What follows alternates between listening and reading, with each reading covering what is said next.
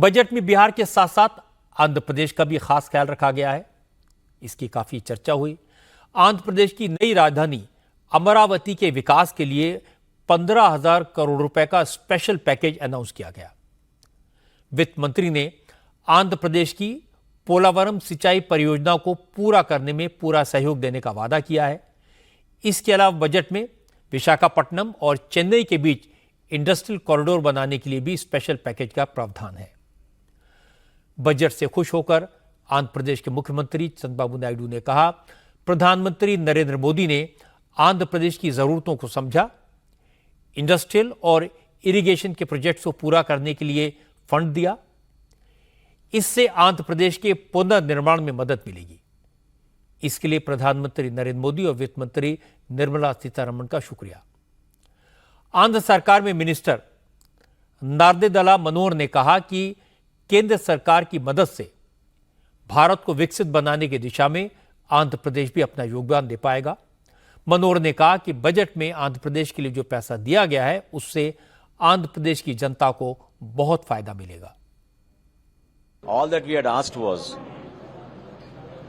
extending a helping hand towards the development of Andhra Pradesh, making sure that Andhra Pradesh is self-sufficient and has the right infrastructure and investment to take us further into the next century. So Viksit Bharat was part of it, and today, from what the Honorable Finance Minister has presented in the Parliament today, whether it is Amravati or Polavaram or exceptional investment opportunities through the growth corridors that is being proposed, skill building especially in Andhra Pradesh, I think it will make a lot of difference to all of us. We are very sincere, we are committed. It is not about our political interests. It is about the interests of the people of Andhra Pradesh. लेकिन जाहिर है आंध्र प्रदेश में budget में special package मिला, कांग्रेस के नेता तो खुश नहीं हो सकते। आंध्र प्रदेश कांग्रेस के अध्यक्ष वाईएस शर्मिला ने कहा कि आंध्र प्रदेश के लिए घोषणाएं तो बड़ी बड़ी की गई हैं, लेकिन इन स्कीम्स के लिए पैसा कितना आएगा, कब आएगा, इसकी कोई क्लैरिटी नहीं है। ये बजट नहीं बल्कि इलेक्शन मैनिफेस्टो है। The budget is very, very disappointing because the BJP party has not specifically said that it is going to give us the special category status that AP so demands and is so worthy of getting it, because while Andhra Pradesh was being separated itself, it was the promise by the parliament, by the then Prime Minister. Mr. Modi came to Tirupati, he promised that he'll give 10 years of special status if elected to power, and he has not mentioned any of that. Also, the budget is very, very vague. It is not clear on the numbers. This sounds more like a manifesto, election manifesto, rather than a budget, because a budget has to involve numbers and figures, which this budget has not provided to the people of Andhra Pradesh. Vaguely, it has said that it is going to give for Polavaram. We do not know when it will give for Polavaram, how much it will give for Polavaram. We do not know how much of the economic grant that it wishes to give to Prakasam or Rayalaseema or North Andhra. There is ambiguity in a lot of things. So, BJP budget has grossly disappointed the people of Andhra Pradesh. Andhra Pradesh को budget में तरजीह मिली तो खफा होकर तेलंगाना, तमिलनाडु, कर्नाटक और केरल के मुख्यमंत्रियों ने एक अलग कैंप बना लिया। तेलंगाना के मुख्यमंत्री रेवंत रेड्डी ने कहा कि कुर्सी बचाने के लिए तेलंगाना के साथ अन्याय किया गया। वो तमिलनाडु और केरल के मुख्यमंत्री से बात करेंगे, क्योंकि मोदी ने दक्षिण भारत के राज्यों से बड़े बड़े वादे किए थे, लेकिन दिया कुछ नहीं। रेवंत रेड्डी की सरकार में मिनिस्टर डॉक्टर श्रीधर बाबू ने मोदी से अपील की कि वो बजट को रिव्यू करें और तेलंगाना के साथ जो इनजस्टिस हुआ है उसे ठीक करें। This is absolutely unfair. Definitely, if central government thinks in this way, in the times to come, it will be a great injustice to the people of Telangana. During the bifurcation of the state, the policy enunciated then, whatever has been promised by then, if those promises which were there in the policy, if they look in one way and try to help and coordinate and cooperate with the one state, the erstwhile composite state of Andhra Pradesh, then it will be a greatest drawback for the people from our state of Telangana. So we sincerely urge the central government and also Prime Minister Modi ji to have a relook about the budget which they have presented today, and we demand it has to be corrected. Telangana में कांग्रेस की सरकार है, इसलिए रेवंत रेड्डी को अपना विरोध दर्ज कराने का पूरा हक है। लेकिन जहां तक आंध्र प्रदेश का सवाल है, तो कांग्रेस की सरकार के वक्त जब आंध्र प्रदेश का बंटवारा करके तेलंगाना बना था, उस समय आंध्र प्रदेश को स्पेशल पैकेज देने का वादा किया गया था। आंध्र प्रदेश की नई राजधानी अमरावती के विकास के लिए केंद्र सरकार की तरफ से मदद का भरोसा दिया गया था, जो अब तक पूरा नहीं हुआ। मोदी सरकार ने उसी वादे को पूरा किया है और यह अच्छी बात है। और यह सही है कि बजट में बिहार और आंध्र प्रदेश के लिए स्पेशल प्रोविजन हुए।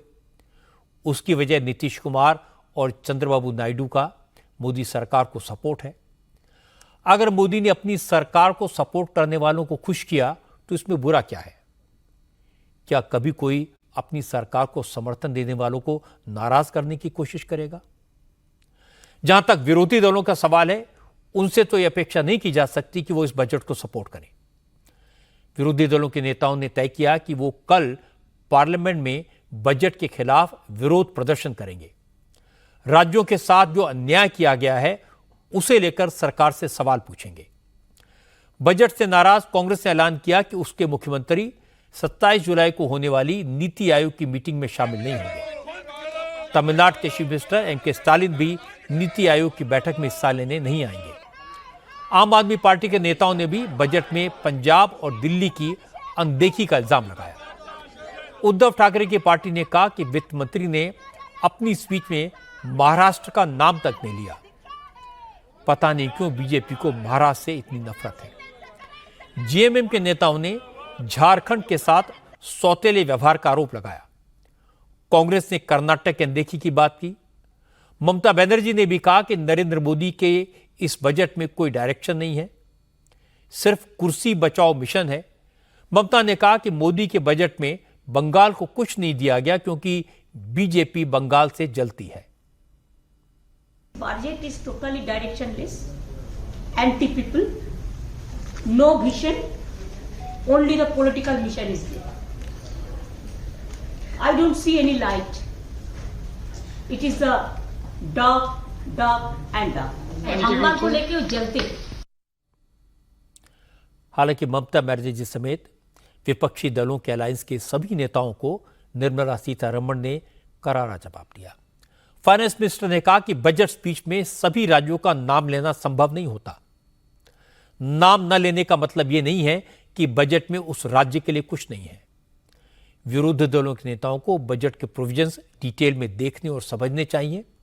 वित्त मंत्री ने बताया कि जहां तक पश्चिम बंगाल का सवाल है, तो इस बजट में बंगाल के लिए बहुत कुछ है, लेकिन यह नहीं भूलना चाहिए कि केंद्र सरकार की बहुत सारी ऐसी स्कीम्स हैं जो पूरे देश में लागू हैं।